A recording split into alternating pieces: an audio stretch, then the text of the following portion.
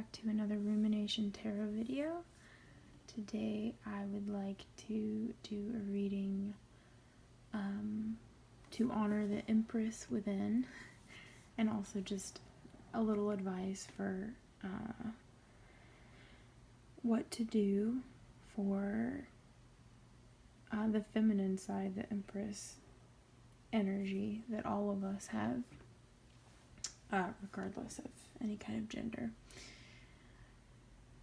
So this kind of focuses on the nurturing aspects of the Empress and where in your life you can like lean into that and where you should pull back, and like how to protect your energy and look out for yourself. A lot of times when we're in a really like caregiving or Empress oriented energy, we can forget to take care of ourselves, and I feel like that's where we have a hard time putting up boundaries for ourselves. So maybe this will help you out with that a little bit. So I picked out 3 decks and brought out the Empress cards to help you choose which reading you'd like to watch. Of course, you can always watch multiple or all of the readings and just pick messages here and there, but if you'd like to just tune into one, you can do that visually. You can go by the number. Whatever works for you. It's all choose your own adventure. So for the first option, we have the Cosmic Slumber Tarot, and here is that Empress. I think she's really beautiful. Yeah, holding it down amidst all this like fire or weird cloudy landscape. And then we have for the second option the Aquarian Tarot, and that is our Empress there. One of the attributes I was just like reading about that is usually included in the Empress is the 12 stars on her crown to like represent the months or astrological signs or any of those other like significant things that come in 12s. So there's that one. And then for the third option, we have the Strange Daisy Tarot. And there is that beautiful Empress. Yeah. So once you have made your selection, I will put timestamps in the description box below and in the comment section if I remember to do it. And I will see you in the reading.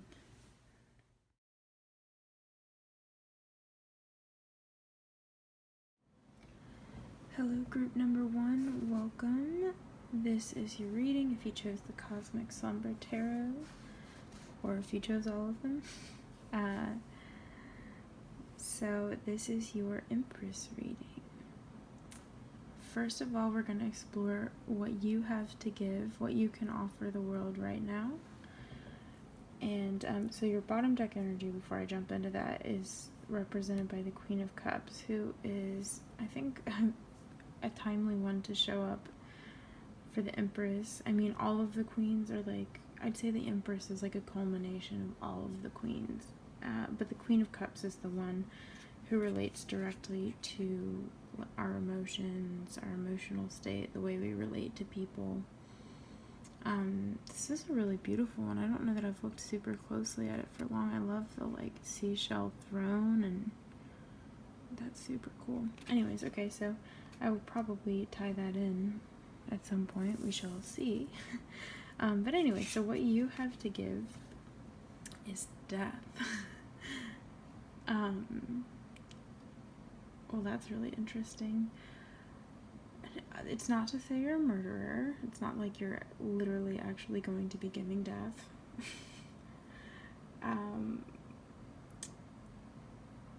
My interpretation of this is you are here to offer endings for people. Maybe not necessarily like the end all be all death, but or maybe you work in a field where you're really closely related to that process. I'm not sure, that's a possibility for sure. So it could be that is your way of taking care of the world, is maybe you work with people on the last leg of their life, either in a hospital or like a nursing home or some situation like that. So that would be definitely something that you're offering the world, and a really important part of our process. Yeah, I think that's really important work. So that's one possibility. Another is, it makes me think of like you ever hear people talking about like ending the cycle, or like this kind of trauma has been passed down from generation to generation to generation, but I'm going to try and end it here. I'm going to at least like work on my piece of it and hopefully not pass it on to the people around me. So that could be the kind of ending, the sort of death that you are offering the world, is that you're going to put an end to things that have held you back or held your family line back.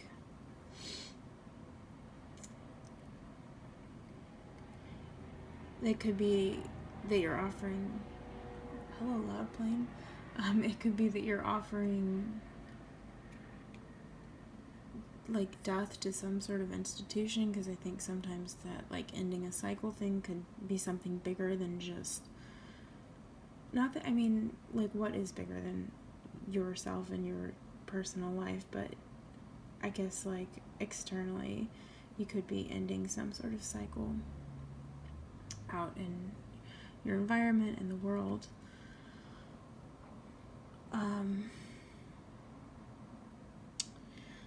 It's fun, I think, sometimes just to like really look at the cards and notice little things. I mean, I just noticed this blood as I was saying that, the blood in the water and the emotions. But originally I was looking at how the horse like is speeding through, and I like that Death is just kind of like, hey, like looking at the camera. But there's also kind of like a stillness and a presence, like even though it is in constant motion, Death is in constant motion, it is, I don't know, it's just like it's very here and like a one, I don't know how to describe what I'm thinking right now, and like thinking and a feeling, but like thinking of how like death is emotion, and in some ways something that is always happening to us, either like literally of like cells dying and that kind of thing, or just like who you were 10 minutes ago is not exactly who you are right now. You've probably had some kind of new thought since then, or I don't know, it's just like we're constantly evolving. So is death. And something about like how still it is, though, even though there's this constant motion, that constant inconsistency is the consistency. Alright, I've gone on about death a long time. We may come back to you. But yeah, so you were offering some sort of ending to the world, and like the way people always like tone down the death card in tarot, I feel like it's about transformation and rebirth, which is true, but I think it's also important to like talk about death as death as well. But yeah, so there could be like the things that you're ending are transforming the world around you and starting your own little ripply effect. And so that could be what you're offering to the world. So your second card is about what you should keep for yourself, what needs to be protected or guarded for you. And that is being represented by the moon. So this is cool because the moon, like the wording of like this, the position of this card in the spread is to keep. What should I keep for myself? What should be protected and guarded?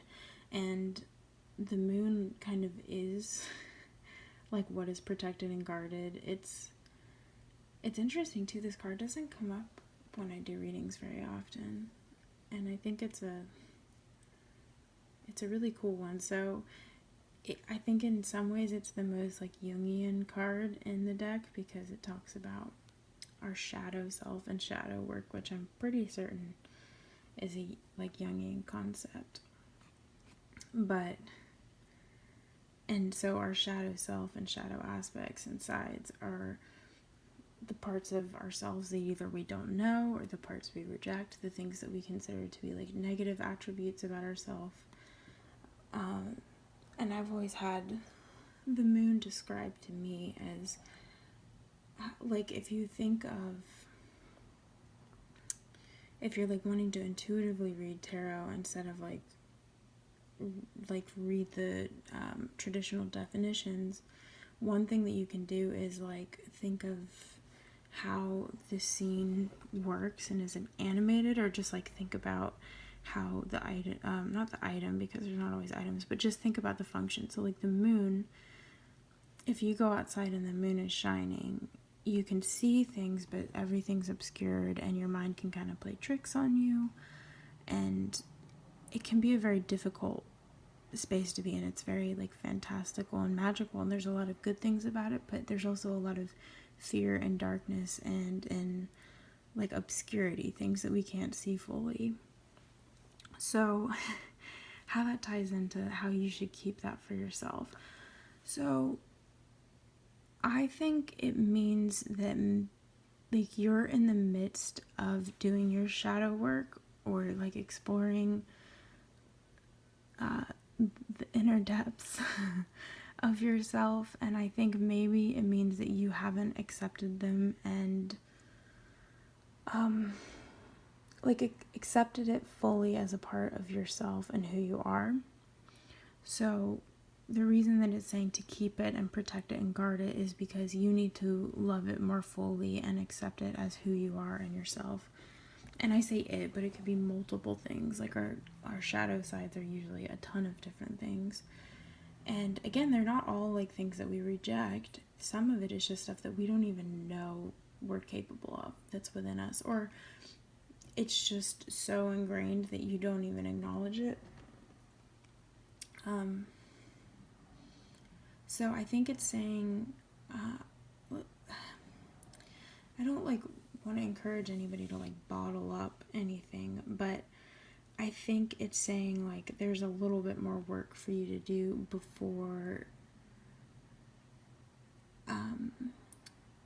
before you'll be comfortable sharing this side, like these sides of yourself with people. And it may still be kind of fragile for you if you do open up too much. You might not be prepared for how people react to it. If you're not fully accepting of your shadow sides and you share them with somebody else and they react negatively or in a way that you like don't know how to handle it, or you feel like it like exacerbates you not liking that part of yourself, it could just have a negative effect. So it could just saying like it's not that you can't ever share these sides of yourself, and you should hopefully find like some people that you feel comfortable being your whole good and bad in between self. I don't really like good and bad. I'm more about gray. But you will be able to do that. Maybe right now is not the best time, and it's good to protect the inner workings of yourself. And then, so this card is what you need to nurture right now, what is in the process of fruition for you that you can nourish, what thing inside or outside of yourself needs your care, and that is being represented by the Prince of Cups. So the Prince of Cups, or Knight of Cups in most decks, is usually about like a message or offering of emotions, because water's all about emotion. And I'm gonna set it here just because it's kind of cool to look at how like Death and the Prince of Cups are interacting. And it's okay, so it's really cool, I think, visually, because so like Death's doing its thing, rushing in. Prince of Cups is like maybe at odds with Death, or the side of yourself that you can give. But I like that, like, if you are the Prince of Cups, then it's like this all is going on, like, within you, behind you. I don't know, I think that's cool. And also, like, look at the, I don't know, I kind of like the way that it lines up a lot. But, okay, so Prince of Cups. And this is the part of yourself that you need to nurture. So, again, it's like, I think you're in like a big transitional period, but like in a, maybe like in a transitional period that feels like it's speeding up really fast.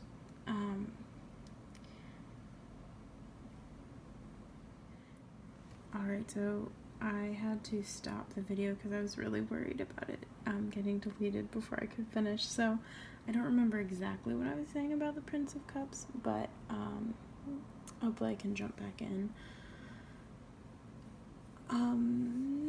So you need to nurture. Oh, I remember what I was saying. So I was talking about, it seems like you're going through like a very big change in your interior world, in your mind, and feelings about yourself, and feelings about like the external world. And it feels like it's kind of at a speeding up point of like you've already done a lot of the work. There's still a little bit more of the shadow work and like accepting parts of yourself. And that doesn't mean like not trying to improve. It means I'm trying to think of, there's another word for like acceptance, but accepting yourself for who you can be in that moment in time, and like for today, who you can be, accepting that, and maybe noting where you think you can improve and work on that. But there are some parts of you that are just you. Anyway, so you're in the midst of doing all of this and bringing about all of this change, and I think that you are nurturing and caring for the part of yourself that can like go out there and be more proactive and give yourself and offer more things. Like right now you're in a cleansing period. You can offer the world endings, and you're preparing to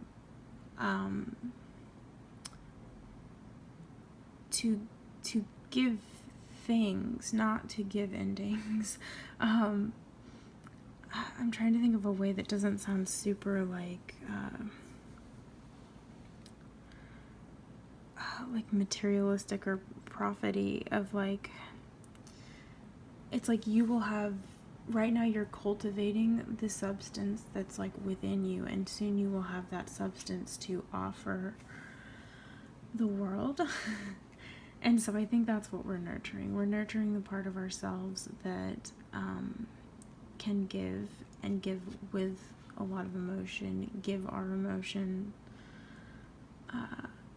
and like even offer more fulfilling relationships, offer relationships. Maybe there's people that you want to be closer with, but you're not in a place that, like, you still have to go through some of this before you'll feel comfortable offering that. And so I think that's why this is showing up as the nurturing card. This is something that's already within you. You just have to like tend to that garden a little longer so that you can fully lean into it. And so I was reading the guidebook on this card, and it has it talks about the Prince of Cups being someone who looks very beautiful, but is not vulnerable at all and doesn't necessarily share authenticity with people, and sometimes shows up when it's like, okay, it's good to look beautiful, but you also need to show like the real part of yourself, which again makes so much sense with the rest of this spread, because it's like maybe you're a person that wants to come across really perfect or really put together in a lot of ways, like who doesn't, but I think some of us put a lot more weight behind appearing good to other people, and it doesn't have to even be in like, I want to look good. That could be exactly what it is, but it, like, it's hard to think of that as like caring what people think, but because it's more like, no, I just like want to be my idea of a good person, and I want people to see me as that. And it's a similar thing to caring what people think, but I don't think it's a bad thing. It's unhealthy if we spend too much time in that space. But anyways, it makes sense that if you are that kind of person and you have that much kind of concern for how you are viewed, that you would not be fully accepting of your shadow aspects. And that's why, like, you have to keep spending some time with this part of you before you can break free and like share vulnerability. So that's why you're showing up as the Prince of Cups and maybe not the Queen of Cups, because you still have to learn how to be more vulnerable, don't we all? But that's a part of you that is you're working on. You're trying to figure out how to get there, and part of it is you'll have to accept this part of yourself and integrate it more with the rest of you.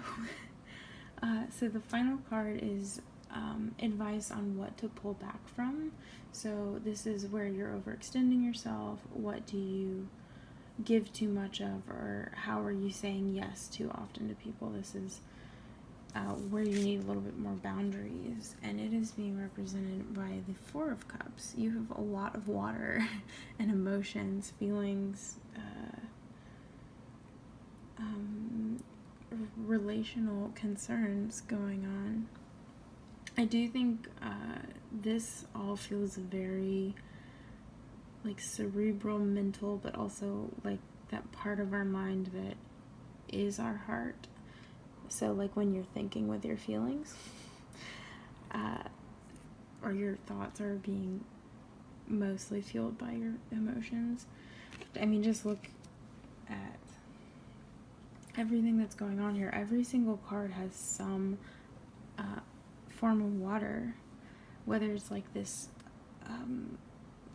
ocean that is kind of restless here, this very clear ocean that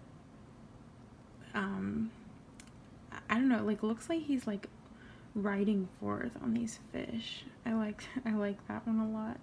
And then you've got like the creek here. This again has the ocean. I feel like this card comes up a ton for me because I always feel the need to mention that it looks like the Four of Swords rather than the Four of Cups. It looks all about like rest and rejuvenation. And I just have to note the staticky look of the water. Like no other water in this deck has that kind of like high-strung vibration energy behind it. And I think the reason I feel like I have to point out is because this is a feeling I understand like all too well, and it's one that I get really uncomfortable with. And this card also looks like it's about a lot of confusion. The colors on there, like the yellow with the purples, they're just kind of like weird. In other contexts, it would feel like kind of happy colors, but they feel like a little nauseating. So what to pull back on? I'm trying to determine whether this is saying that all of those things that I described about this card, if that's what you need to pull back on, though a lot of it sounds like things that you wouldn't have control of. If you're confused and feeling very like agitated or on edge, I guess it's saying like look at what is triggering those feelings and pull back from that. Like one just like really simple personal example is like I had to stop drinking coffee for a very long period of time because I realized that it was like triggering anxiety and like the physical experience of anxiety in me. So a lot of like chest stress, and so that's what this looks like to me. So maybe it's saying like, okay, yeah, you love coffee, but you hate this. So well, if you cut out the coffee, you won't feel this as much. And luckily, recently, I have been able to start drinking coffee, even coffee with caffeine again. Anyways, not important, but I guess that's why it's good. That is worth noting, because that's why it's called pull back and not like cut out, get rid of, never go to again. It's saying there are some things you may have to live without or do differently for now because of where you are. And so it makes a lot of sense to me that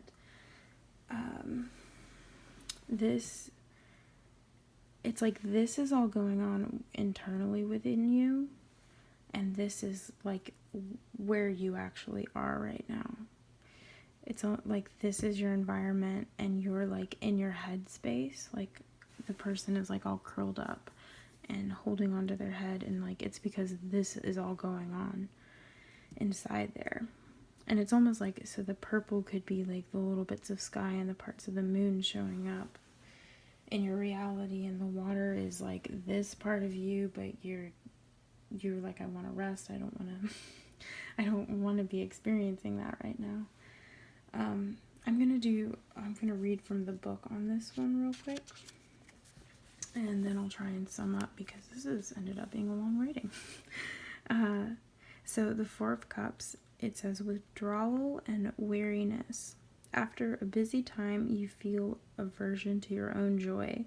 It is time to recuperate and refill your well. So, as something that you need to pull back from, I think it's kind of saying that you're doing it, but you need to continue doing it.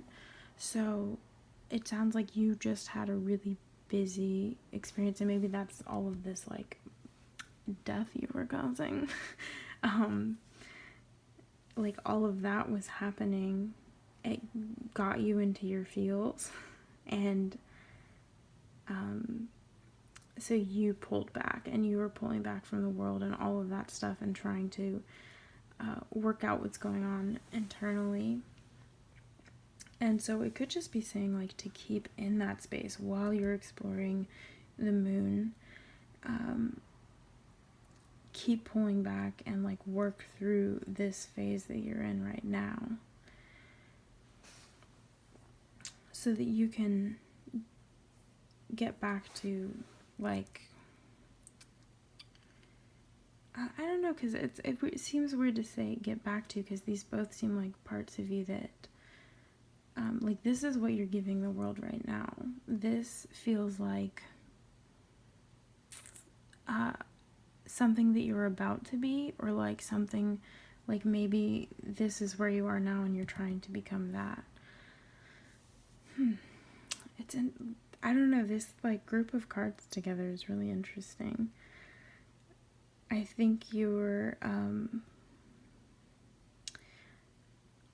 I think you must be a person who spends a lot of time in your Empress, like feminine energy, because it feels like there's a lot of like having to not sink into that side of yourself as much in this reading.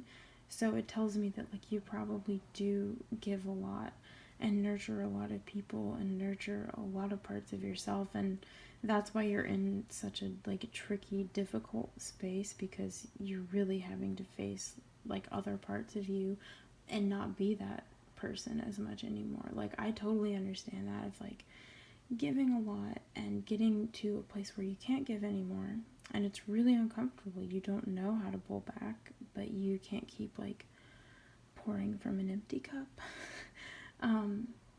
And it's really hard. You have to, especially if you're a person that like defines your identity with your ability to be generous and give and take care of people.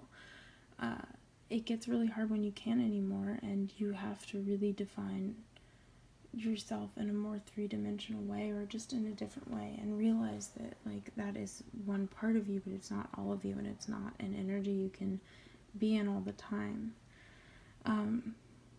So it makes sense to me that you probably do spend a lot of time in a generous energy, and you got to a point where you can't anymore, and so you're just trying to understand more about yourself and heal. Because I also understand like being like, I'd like to just get back to that person. I want to figure out a more healthy way to do it, but I'd like to get back to I want to be in a place where I can nurture others and give, and not just figure out how to take care of myself all the time. Yeah. So I wish you a lot of luck. I'm sending you love as you navigate the moon. Travel to the moon. Anyways, thank you so much for watching. This was a bit of a hefty one. I hope to see you in another video. Feel free to subscribe or give me a comment. I'd love to hear how you related to the video, if you resonated with it. Anyways, yeah, I hope to see you soon in another video. Good night. Hello, welcome those of you who selected option number 2, the Aquarian Tarot. Let's explore what the Empress spread would like to tell you. So, your bottom of the deck card was the 9 of Cups, which is about like wish fulfillment, and sometimes superficial fulfillment rather than like the full-blown 10, or like you've got everything but that one thing. Anyway, so that's what's going on at the bottom of the deck. Your first card is going to be about what you at this moment in time have to give the world. So what you can offer from who and what and where you are right now. This card is the High Priestess. So that's very cool. The High Priestess is all about intuition and inner knowing, innate knowledge, the kind of wisdom that like all humans to some degree have, or all of us have it, but some people spend more time tapping into it. A High Priestess would be a person who really wants to delve deep and figure out like what their mind knows already. So sometimes I think of this as like somebody who absorbs a lot of knowledge, maybe reads a lot, or like even like from watching TV or watching friends interact, watching just observing everything, music, books, fairy tales, like trying to figure out what, not even trying to figure out, but like acquiring all the little pockets of knowledge those things have to offer. Just the things that you witness personally, forming philosophies around them, and just that kind of knowledge. It's not saying that there's no tools or external information coming in, but it's just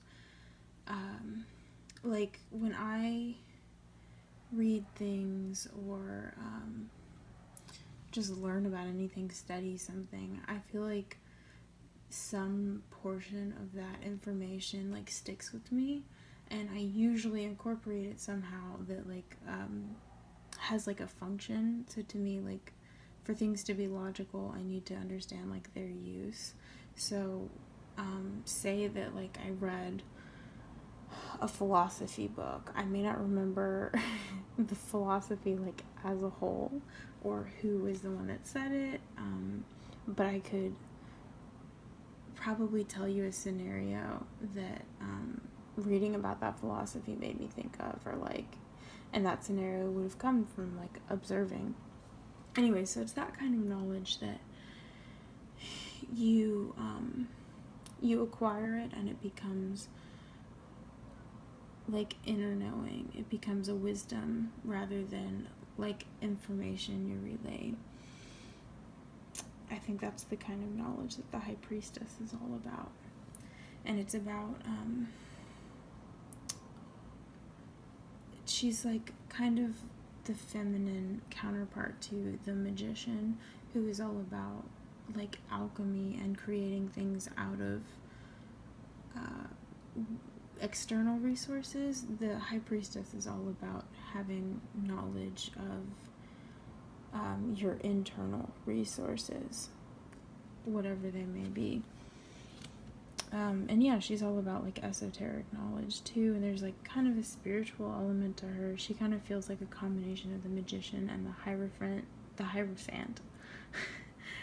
card, which is kind of like a pope figure. In some decks he's called the Pope. So the next part of your Empress reading is going to talk about what to keep. So what should you keep for yourself? What about yourself or your circumstances need to be protected and guarded? And the card for that, oh, imagine that, is the Hierophant, or the Hierophant, depending on how you like to pronounce it. Yeah, so there's that popey guy that I was talking about. So that is the part of yourself to keep to yourself. So it's, okay, so the very first, I hope this doesn't offend anybody, but the very first thought that comes to mind is like, okay, these are both spiritual figures. This one is more of like, again, occult, esoteric knowledges, maybe not widely accepted. And the Hierophant is more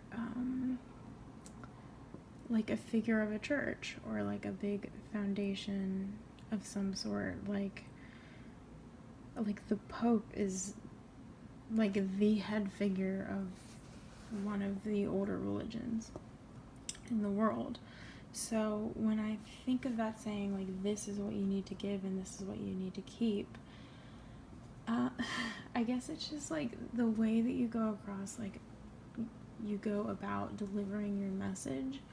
I think of like a spiritual leader who is more about, like, I feel like a lot of times gurus themselves didn't do a lot. They just like were places being their like enlightened guru self, or they probably still are. I don't think this is a practice that has stopped, but they embody this like nirvana and or enlightenment, whatever the term is, and people come to them for knowledge, and I feel like a lot of times they pass it down by like hardly saying anything at all and just letting people ask themselves questions over and over again, and until eventually they figure out the answer or realize like none of it matters.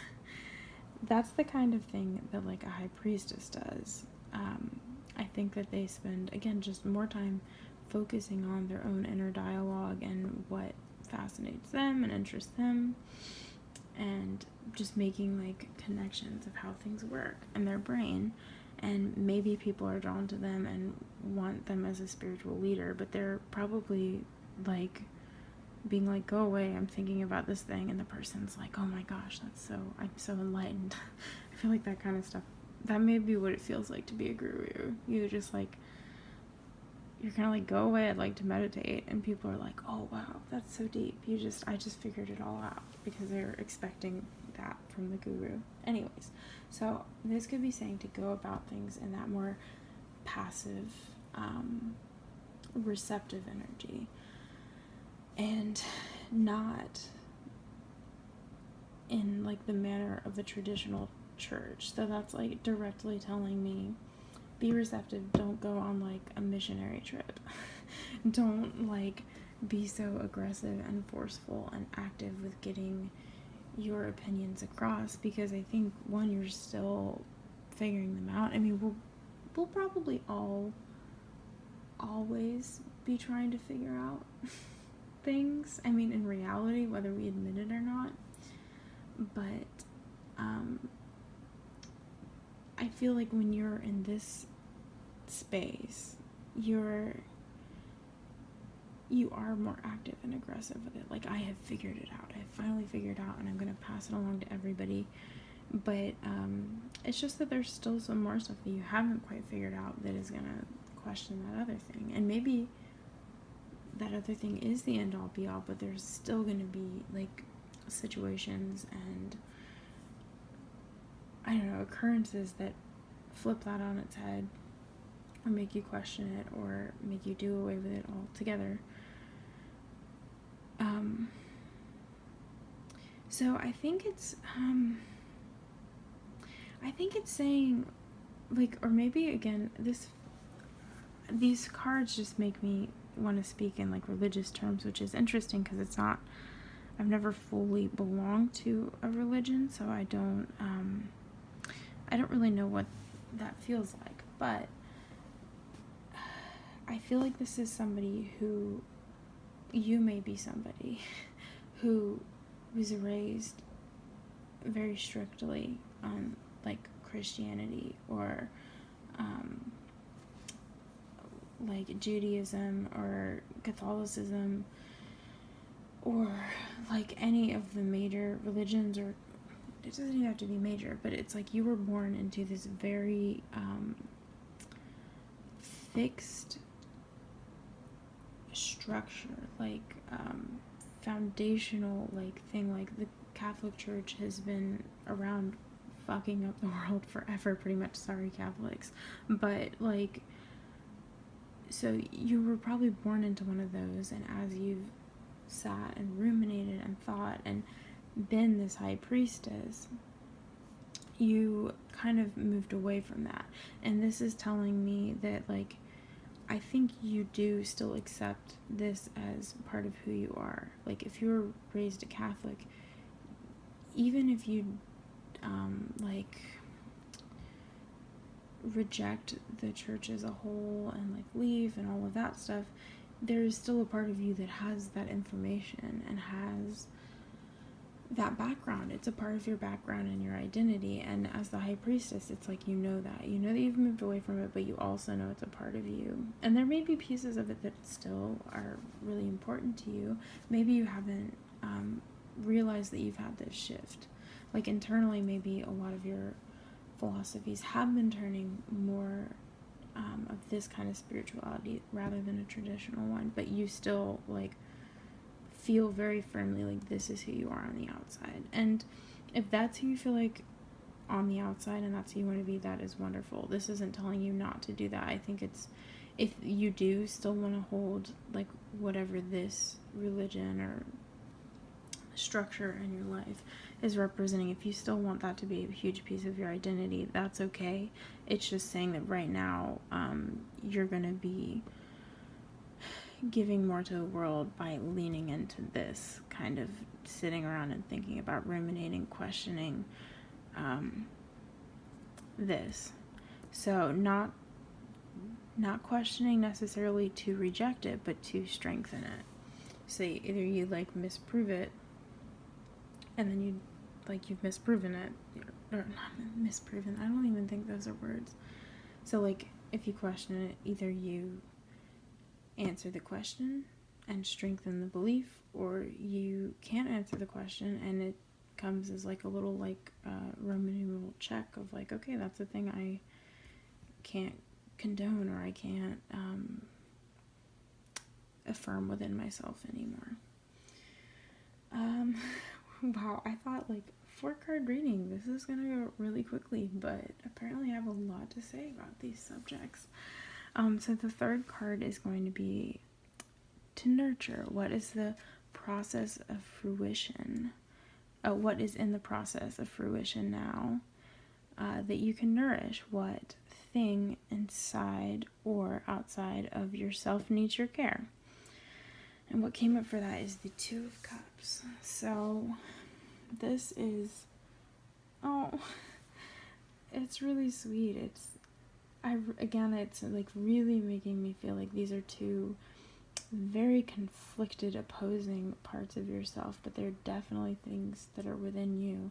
And this is like the Two of Cups feels like the harmonization of those two people. Like you just flipped inward and real, like, I don't know, I really like the near symmetry of this. If you would just turn a little bit, we'd have a perfect little symmetrical situation. Anyways, so yeah, it's like you're really, maybe you, again, I feel like with a lot of people, like you grow up in some kind of religion and then you question it a little bit.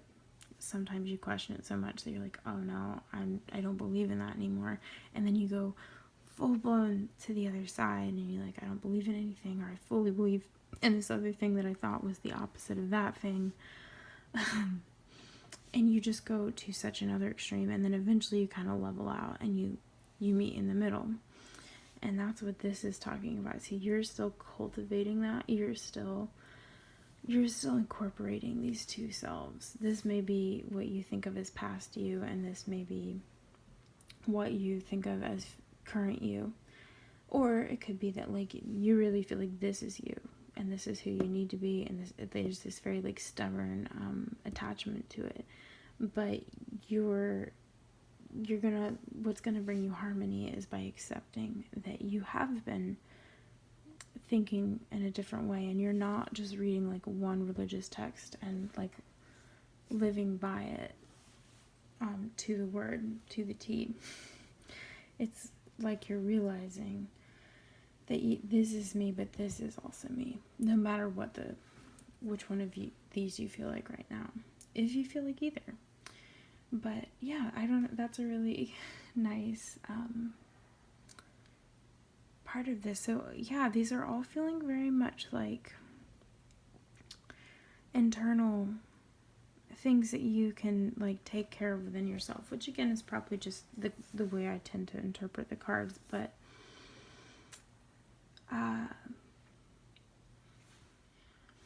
alright, so your final card is what you should pull back on right now. So where are you overextending yourself?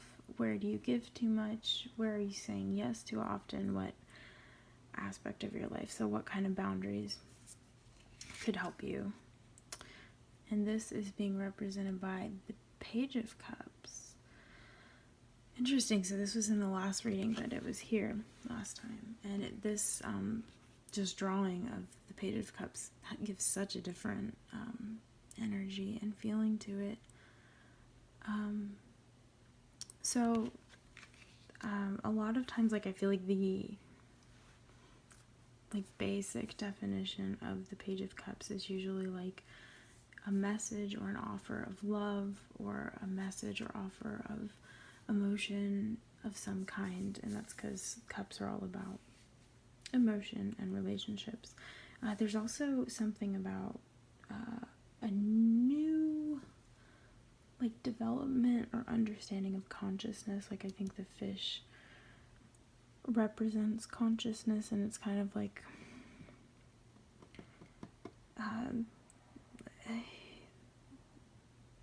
and it's not a school of thought because it's like emotion based. Consciousness is the best way I can think of it, but it's like you're just seeing this for the first time and you want to study it and develop it more.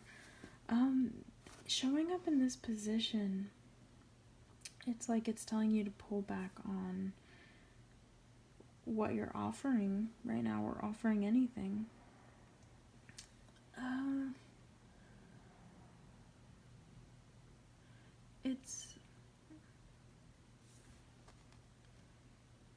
It's again, I guess it's like, because this is more action oriented and this is passive, and this is what you're supposed to be doing at the moment while you're working on this.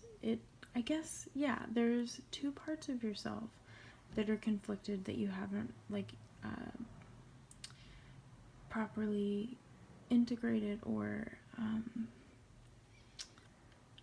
melded, accepted fully into yourself.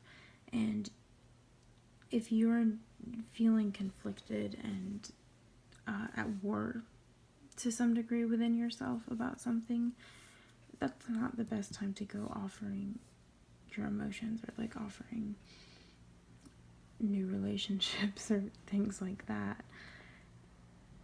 So while you're zoned in and focused on this fish and focused on these flowers and like really just like questioning and thinking about things, just sitting around and thinking, while you're in that space, don't be like taking the active actions. Don't be giving offers. Don't be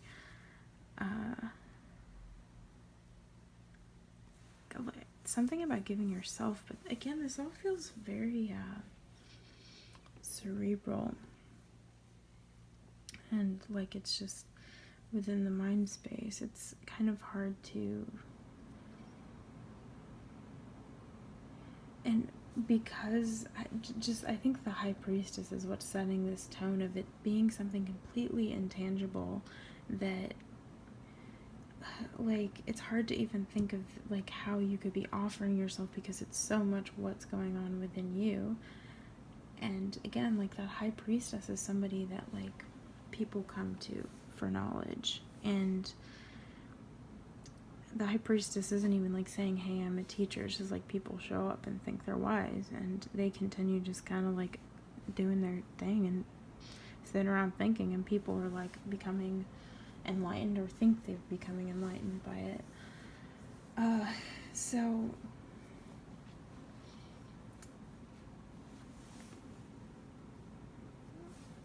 it's just interesting because I feel like these three cards and another kind of reading would be completely different, and it would be having me tell you about more external influences, and this would be like easy to interpret, but it's really difficult to think of when everything is so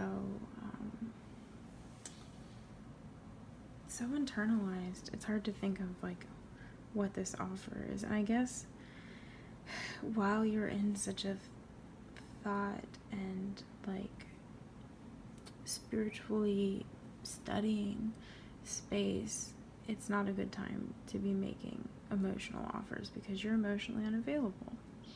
And so I guess it's just saying to pull back on that, because this really is something that you are extremely focused on, and it's really important to you. And maybe it's like not something you're consciously experiencing. You could be saying like, I don't feel at war with myself. There's nothing really, there's no conflict within myself. I was raised Christian and I'm Christian now, or I was raised atheist and I'm not picking up any religion anytime soon. It could be something like that, but that makes me think it's a very subconscious, especially again because it's about the High Priestess. This is all about intuition and very like deep center of the brain, can't even reach it thoughts kind of knowledge. So it's like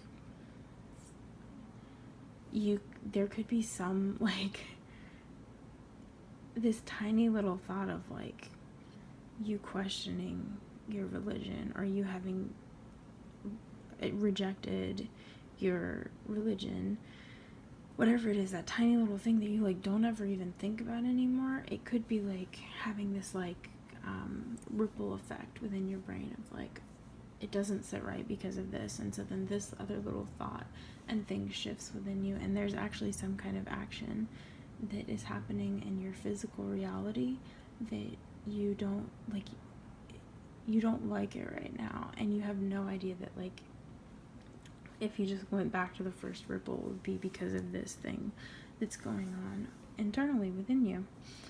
So what's the advice for that? Because if it's something like so meta or whatever that we don't even know that it's going on, like what can we do to aid that?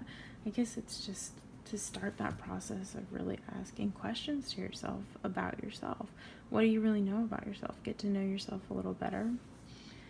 And maybe you can find it, maybe you don't. Maybe just thinking about it kind of releases whatever the weird energy is, and you return to like a harmonious state where you can start offering yourself and your feelings, and you're just offering what level of consciousness you're on with the world around you. Yeah, that's definitely an interesting one. Oh, and I don't remember, I did a couple intros for this one, so I don't remember if I talked about how the Nine of Cups is about like being really close to your like ideal Ten of Cups emotional fulfillment, but just like missing that one cup. Maybe all of this that you're struggling with right now, or are about to struggle with, it's that one missing cup. It's like that's that one little piece that you can't line up, or like you're one out of the 1,000 puzzle pieces that's missing, and then one day like you step on it and pick it up and you're like, okay, I can finally piece the rest together, see the whole thing, it makes sense, that feels closed off. I mean, like I had closure anyway. So it's like once you figure out this little or very big struggle within yourself and feel more harmonized and just like accepting of all parts of you, then that 10th cup is going to show up, and you're going to have a really fulfilling emotional and relational life. Anyways, I thank you for joining me and watching the video. I hope you enjoyed. If you want to, I would love to hear from you in the comments, or you can subscribe and watch more of these videos. Listen to me ramble. And yeah, I'd love to have you, and I hope you have a good evening, or afternoon, morning, you know, whatever time it is that you're watching. I hope it is a good time. Group number 3, hi, hello, welcome. This is for you if you chose the third option, the Strange Daisy Tarot by Alese Osborn. Let's explore your Empress. So the card that was at the bottom of the deck was the 5 of Swords, or 5 of Points, I believe they're called in this deck. And so this is about some kind of conflict. Could be inner conflict. That seems to kind of be the theme with the group so far, but we'll see. So the first card we're going to look at represents what you have to give, what you can offer the world right now, and it is showing up as the 3 of Fire, or 3 of Wands, 3 of Rods in traditional tarot. The word Illumination just popped into my head. So I believe this is the card that, like, the tag word for it would be expansion. Expansion pack. I like to think of 3s as like the planning. So like the ace would be like the opportunity, or the spark of interest, the spark of like, oh, maybe this could be a thing, is what the ace represents. And then the 2 is like deciding about it, balancing, juggling, figuring out how to incorporate this new desire. And then I think the 3s are like, okay, you've made a decision, and like now you're like in the planning phase of, okay, but how do I pursue this? How do I really make this happen? So the 3 of Wands would be expansion of like a spiritual or creative pursuit, maybe sexual, and yeah, spiritual. It's all about passions. And fire. I was looking at the words on here. It says fire, life, and what is that one? I'm gonna say time, but I'm not sure. Yeah, so I think that maybe you are this candle that's like within the triangle, and you're thinking of like how you're going to step out of your comfort zone. I think that's what you have to offer the world. You have to offer getting out there. And so maybe this is going to be different than the other two piles, because they were very much about not taking action and going within and working out inner dialogues. Yours might be about becoming active and getting out there. Yeah, I really love this like gold textured piece, and then the red down there is kind of like fuzzy looking. It's beautiful. So the next thing is what you need to keep. So what should you keep for yourself? What needs to be protected or guarded? And okay, so you got the Great Wheel, or the Wheel of Fortune. Oh my gosh, this card is so cool. We could look at this forever. Look at that. She's so talented. But God, this is gorgeous. It has like all of the astrological signs, I forget what those are called, but they're super cool, like some symbology, and like this, like it has Noah and the Ark vibes in there, but also just like Judgment Day. Oh, there's so much going on in this. Okay, so this is what you keep for yourself, what needs to be protected. So maybe all of these interests within yourself. The wheel shows up usually as kind of a way of saying, like, I think it's about like divine planning, or like if there is such a thing as fate. That's what this is about. Sometimes it's called the Wheel of Fate. It's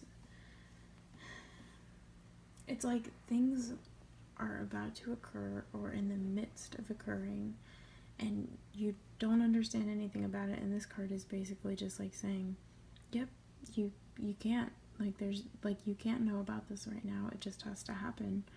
And like, I always think of like something is being orchestrated by the universe, if the universe does such a thing. So maybe you are surrounded by a lot of people who don't believe in fate or don't believe in this kind of universal orchestration or energetic orchestration.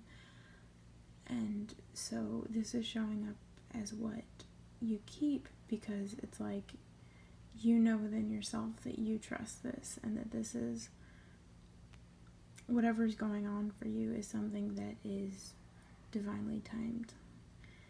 And it's okay for you to just keep that and know it for yourself and not share it with anybody. Sometimes that's the kind of thing, is like, it feels kind of big to be thinking about that, or like living in a space like this, but you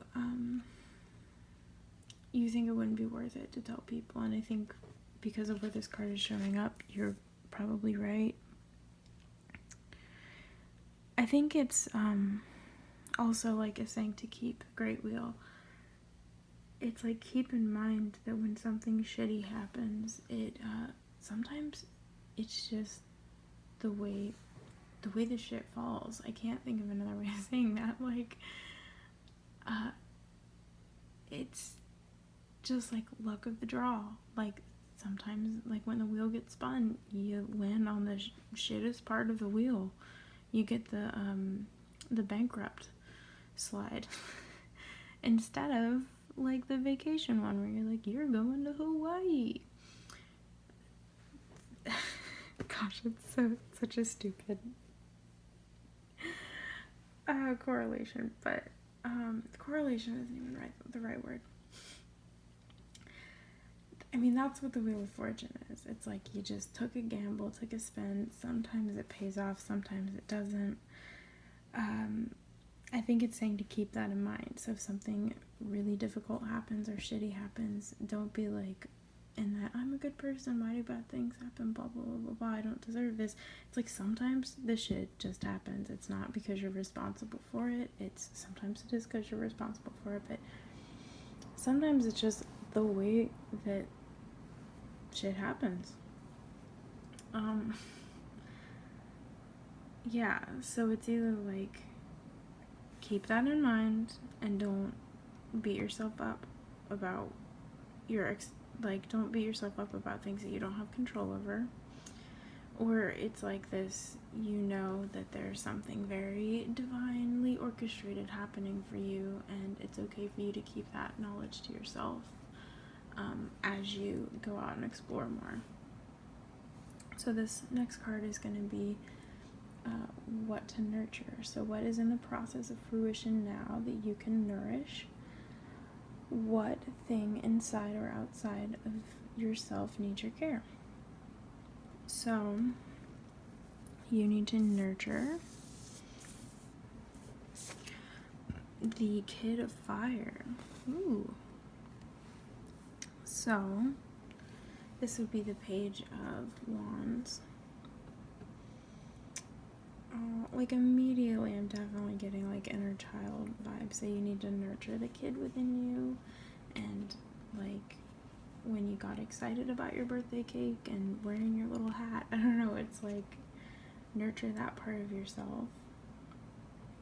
The part of yourself that is like lit with curiosity, or like the smallest thing, like just getting to look at a candle burn excites you or feels special and, I don't know, provides a meaning.